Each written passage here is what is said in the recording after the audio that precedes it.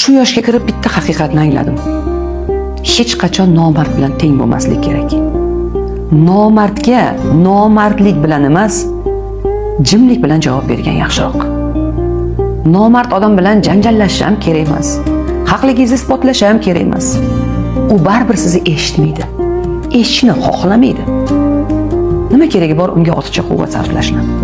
Jimlik va masofa. Jimlik va masofa. Mayli, u muammosini o'zi hal qilsin. Siz esa yo'lingizda ketavering.